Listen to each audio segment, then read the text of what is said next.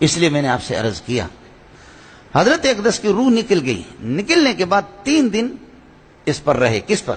چارپائی پہ رہے۔ 3 دن کے بعد آپ کو دفن کیا گیا۔ اس 3 دن میں آپ سے کوئی پوچھے کہ یہ چارپائی پر جو آرام فرما رہے ماذا رایک فیہ، هل هو حی ام میت، کیا کہو گے؟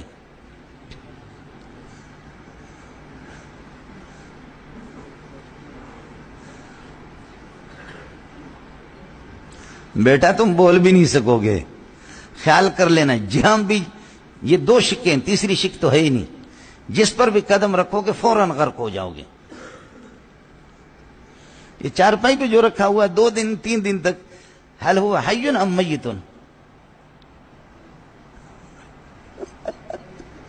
اس لیے اللہ کے لیے حضرت اقدس مولانا محمد منظور نعمانی رحمۃ اللہ علیہ نے فرمایا کہ میں گیا، جب یہ مسئلہ چھڑ گیا تو الفرقان میں 30-35 سال پہلے اس نے مضمون لکھا، فرمایا اللہ کی قسم دونوں علماء اگر ٹھنڈے دماغ سے بیٹھ جائیں تو کوئی جھگڑا نہیں ہے، لیکن پاکستان ہے دارالجھگڑا۔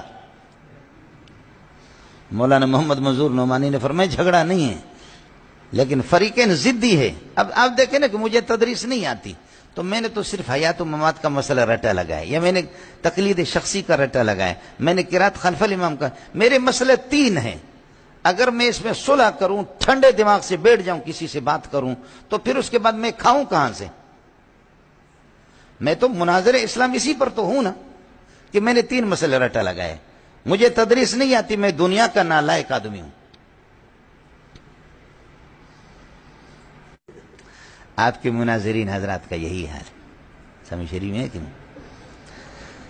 آپ کے مناظر حالوں کا یہی ہے مولوی صاحب۔ وہ اگر تقلید شخصی، قرات خلف الامام، آمین بالجہر، رفع یدین، ان چیزوں کو چھوڑ کر کے اس کو متکلم اسلام کون کہے گا؟ اس کو شیخ الاسلام کون کہے گا؟ وہ کھائے گا کہاں سے؟ وہ تدریس کی تو نحمیر کی صلاحیت بھی ان لوگوں میں نہیں ہے، تو پھر وہ کیا کریں گے؟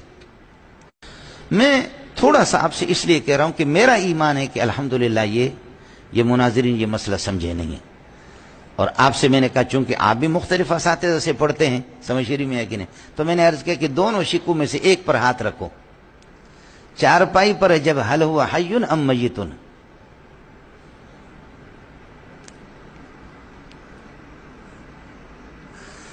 تم دوبارہ جا کر کے پیدا ہو جاؤ، پھر پڑھو، پھر پیدا ہو جاؤ، پھر پڑھو، تب بھی جواب نہیں بنے گا آپ سے۔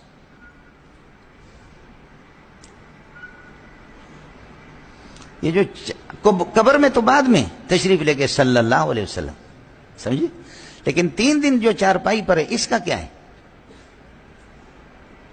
دیکھیں نا آپ لوگوں میں مدرسین بھی ہے، ایک شک تو متعین کرو، یا تیسری شک کے آپ قائل ہیں۔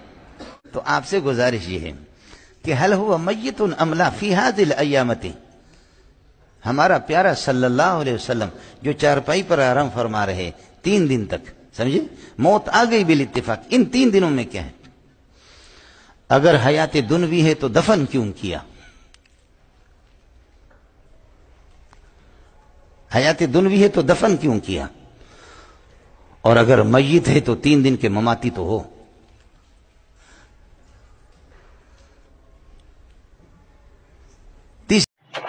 السلام علیکم ورحمۃ اللہ وبرکاتہ۔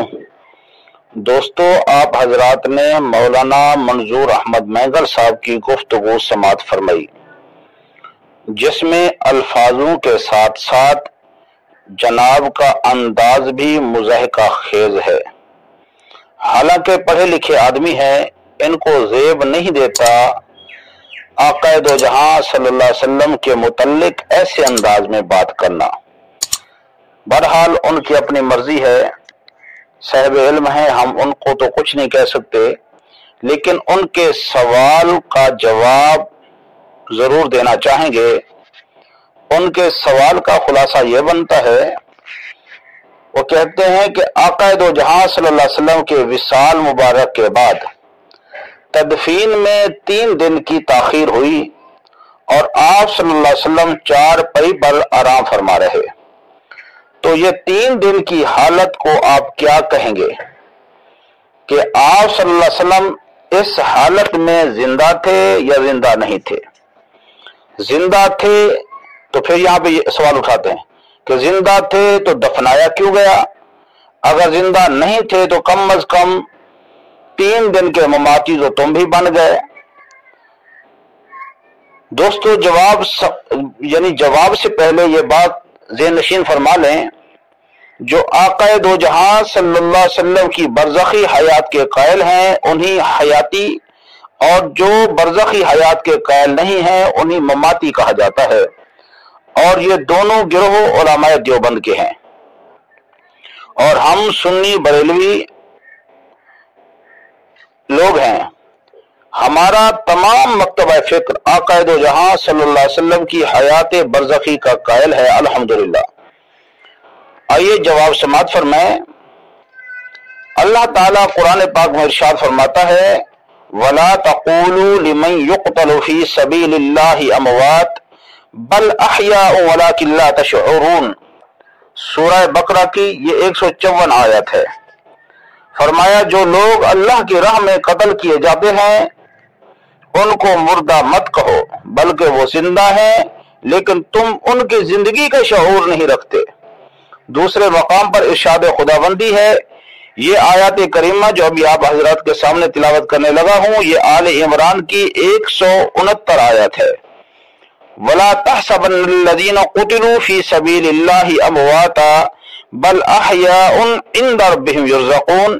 فرمایا جو لوگ اللہ کی راہ میں قتل کر دیے گئے ان کو مردہ نہ سمجھو، یعنی مردہ گمان بھی نہ کرو، ان کو مردہ گمان بھی نہ کرو، بلکہ وہ اپنے رب کے نزدیک زندہ ہے، انہیں رزق دیا جا رہا ہے۔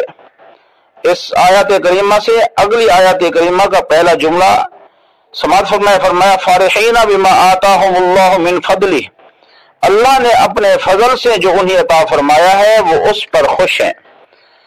اب مینگل صاحب سے پوچھنا تھا کہ جناب جب شہید کا جسم مقتل گاہ میں پڑا ہوتا ہے تو اس وقت شہید کو کیا کہنا چاہیے، زندہ یا مردہ؟ اس وقت شہید کو وہ رزق مل رہا ہوتا ہے، وہ رزق کھا رہا ہوتا ہے یا نہیں کھا رہا ہوتا؟ آیا کہ وہ ایسی حالت کے اندر کہ خوش ہوتا ہے کہ خوش نہیں ہوتا؟ پھر آپ کے فلسفے کے مطابق ہم کہیں کہ وہ زندہ تھے تو سوال پیدا ہوگا کہ ان کی تدفین کیسے کی جاتی ہے؟ اگر ایسی حالت کے اندر جب میت کا جسم مقتل گاہ میں پڑا ہو، آپ کا فلسفہ تو یہ ہے کہ اگر حیات مانتے ہیں تو تدفین کیسی؟ تو یہاں پہ بھی وہی سوال ہے، اگر شہید زندہ ہے تو ان کی تدفین کیسی؟ اگر مردہ مانے تو قرآن کا انکار ہے۔ اب آپ پھنس گئے نا، جیسا لوگوں کو پھنسانے کے لیے کوشش کر رہے تھے، اب آپ پھنس گئے۔ اب بتائیں شہید کو زندہ مانے یا زندہ نہ مانے؟ زندہ مانتے ہیں تو تدفین کیسی؟ اگر زندہ نہیں مانتے تو یہ قرآن کا انکار ہے۔ اب آپ کس پہلو کو اپنائیں گے؟ جس پہلو کو بھی اپنائیں گے یقیناً غرق ہو جائیں گے، سوائے اس پہلو کے جو قرآن کا پہلو ہے، جو اسلام کا پہلو ہے۔ وہ پہلو یہ ہے جس کو اپنائے بغیر نہ ایمان سلامت رہتا ہے نہ اسلام کی سمجھ آتی ہے۔ وہ پہلو یہ ہے کہ شہید ہر حالت میں زندہ ہے، چاہے اس کا جسد مقتل گاہ میں ہو یا سمندر میں ڈوب گیا ہو یا اس کو آگ لگا دی گئی ہو، جس حالت میں بھی ہو ہمارا ایمان ہے کہ شہید زندہ ہے، چاہے وہ قبر کے اندر چلا گیا ہے، چاہے وہ چارپائی پر پڑا ہے، چاہے وہ مقتل گاہ میں پڑا ہے، شہید زندہ ہے۔ کیوں؟ اس لیے کہ ہمارے رب نے فرمایا بل احیاء، کہ وہ زندہ ہے، وَلَكِنْ لَا تَشْعُرُونَ، لیکن تم کو ان کی زندگی کا شعور نہیں ہے۔ تمہاری شعور کا جو پرندہ ہے اتنا پاورفل نہیں ہے کہ نبی کے قدموں پر قربان ہونے والے کی حیات کو سمجھ سکے، ان کی زندگی کو سمجھ سکے۔ جو نبی کے قدموں پر قربان ہو جاتا ہے اس کو یہ مقام مل جاتا ہے، تو نبی پاک صلی اللہ علیہ وسلم کی حیات کا کیا عالم ہوگا۔ لیکن ہم بالکل یہی عقیدہ رکھتے ہیں کہ شہید بھی زندہ ہے، اور اسی طریقے سے میرے آقا و مولا محمد مصطفیٰ احمد مجتبیٰ صلی اللہ علیہ وسلم کا فرمان عالی شان ہے۔ فرمایا بے شک اللہ تعالیٰ نے زمین پر حرام کر دیا ہے کہ وہ انبیاء کا جسم کھائے، اللہ کے نبی زندہ ہیں، ان کو رزق ملتا ہے۔ اور یہ روایت جو ہے یہ ابن ماجہ شریف کے اندر کتاب نماز جنازہ کے احکام و مسائل باب ہے نبی اکرم صلی اللہ علیہ وسلم کی وفات اور تدفین کا بیان۔ حدیث کا نمبر ہے 1637۔ اگر آپ نیٹ پر جا کر گوگل میں جا کر یہ سرچ کریں 1637 اور ابن ماجہ لے کر سرچ کریں گے تو یہی حدیث سامنے آ جائے گی۔ تو اب آپ کے سوال کا جواب ہو گیا ہے کہ جناب ہم حیات کے قائل ہیں، اور جب آقا دو جہاں صلی اللہ علیہ وسلم اپنی چارپائی پر تشریف فرما تھے اس وقت بھی حیات برزخی کے ساتھ آپ صلی اللہ علیہ وسلم موجود تھے، آج بھی اپنے روض انور کے اندر حیات برزخی کے ساتھ موجود ہے۔ پھر حیات برزخی کیا ہے یہ علماء کرام بہتر طریقے سے جانتے ہیں، مختصر کلپ کے اندر اس کو واضح اس کی وضاحت کرنا اس کو طول دینے کے مترادف ہے۔ بہرحال آپ کے سوال کا جواب ہو گیا ہے، پھر بھی اگر آپ کو سوال پوچھنا ہو تو پھر بھی پوچھ سکتے ہیں، کیونکہ ہم نے سنا ہے آپ کو مفتی عبدالواحد قریشی صاحب نے بہت ہی اعلیٰ جواب دیا تھا، لیکن آپ نے پھر کہا ہم نے تو استفسار کیا تھا، ان کو پتہ بھی نہیں ہے سوال کیا ہوتا ہے، استفسار کیا ہوتا ہے۔ لیکن ہم کہتے ہیں جناب جب آقا دو جہاں صلی اللہ علیہ وسلم کی عظمت کا معاملہ ہو تو پھر ایسے استفسار جو ہوتے ہیں جو اشکال پیدا کریں، مومنوں کو شک میں مبتلا کرنے، وہ کرنا بھی جائز نہیں ہوتا۔ دعا ہے اللہ رب العالمین آپ سب کو اور مجھ گناہگار سیاہکار کو اسلام والی زندگی ایمان والی موت عطا فرمائے۔ اللہ رب العالمین اپنے محبوب صلی اللہ علیہ وسلم کا ادب احترام کرنے کی توفیق عطا فرمائے۔ آمین بجاہ سید الانبیاء والمرسلین وما علینا الا البلاغ المبین۔